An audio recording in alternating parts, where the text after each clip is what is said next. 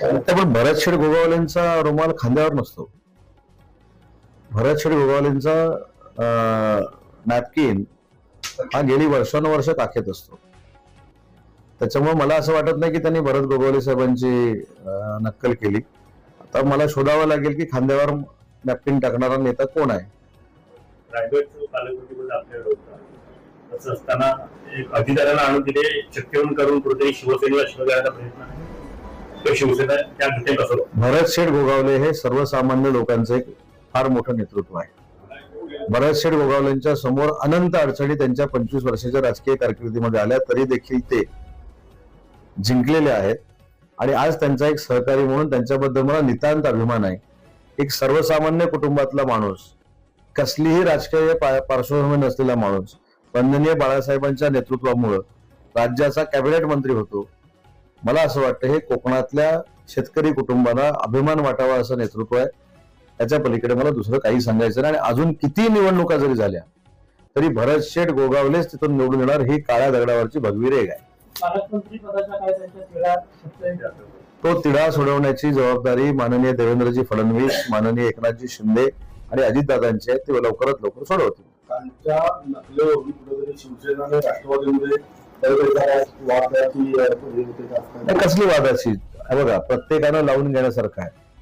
आमचे भरत शेठ कॉन्फिडेंटली, आत्मविश्वासानं त्यांचा नॅपकिन आहे तो खांद्यामध्ये ठेवतात आणि काखेमध्ये ठेवतात. आणि त्यांची वर्षानुवर्षाची एक वेगळी स्टाईल आहे. रांगडा आमचा रायगडचा नेता भरत शेठ गोगावले आहे. आणि भरत शेठ गोगावलेंची नक्कल त्यांनी केली असं मी मानत नाही, कारण भरत शेठ गोगावले असा कधी नॅपकिन टाकतच नाही. भरत शेठ गोगावले कसा नॅपकिन ठेवतो तो मला सगळ्यांना माहिती आहे. आणि तो आत्मविश्वासाचा नॅपकिन आहे असं मला वाटतं. तर भरत शेठच्या बाबतीमध्ये तुम्ही जो मला प्रश्न विचारला की त्याच्यामध्ये अजून काय परिणाम, भरत शेठ गोगावले स्वतःहून जितके वेळ निवडणूक लढवू इच्छितात तितका वेळ भरत शेठ गोगावलेच निवडून येणार. ही पुन्हा एकदा सांगतो की काळ्या दगडावरची भगवी रेघ आहे. मी असं म्हणत, शक्ती प्रदर्शन हे महायुतीचं होतं.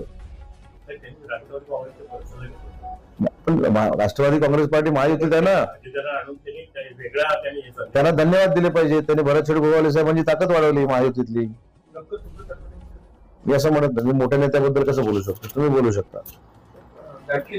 किशोर मोरे साहेब मला असं म्हणाले की राष्ट्रवादी काँग्रेस पार्टीचा मेळावा झाला अजितदादांचा, हा भरत शेठ गोगावलेंना शह आहे का? नाही. भरत शेठ गोगावलेंची ताकद प्रचंड वाढली ना. राष्ट्रवादी काँग्रेस पार्टीनं भरत शेठ गोगावलेंच्या मागं आता राष्ट्रवादी काँग्रेस पार्टी ठेवण्याचा निर्णय घेतलेला आहे. तर भरत शेठचं मताधिक्य आता 50,000च्या पुढे गेलं. तर आम्हाला दुःख वाटण्याचं काय कारण आहे? आणि मी म्हणूनच सांगितलं की हे महाविकास आघाडीसाठी आहे, ज्यांनी मेळावा घेतला त्यांच्यासाठी नाही. कितीही लोक एकत्र आली, भरत शेठ गोगावलेंच्या विरोधामध्ये किती लोक त्यांचा पराभव करण्यासाठी एकत्र आली, तर त्यांचा मित्र म्हणून मी जाहीरपणानं सांगतो की भरत शेठ गोगावलेच निवडून येणार. आणि या स्थानिक स्वराज्य संस्था देखील भरत शेठ सांगतील त्याच निवडून येणार.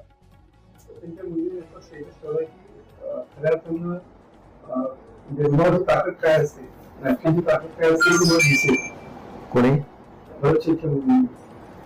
मी काय सांगितलं, भरत शेठच्या चिरंजीवांनी काय स्टेटस ठेवावा हा लोकशाहीतला त्यांचा एक भाग आहे. मी त्यांचा एक सहकारी म्हणून सांगितलं. आणि मी कालच्या मेळाव्याला महायुतीची ताकद वाढवणारा मेळावा असं समजतो. भरत शेठना अडचणीत आणणारा मेळावा असं मी समजत नाही. महायुतीची ताकद वाढवणारा मेळावा. गंमत बघा, रायगड जिल्ह्याचा मी पालकमंत्री होतो. 7च्या 7 जागा महायुतीनं जिंकल्या.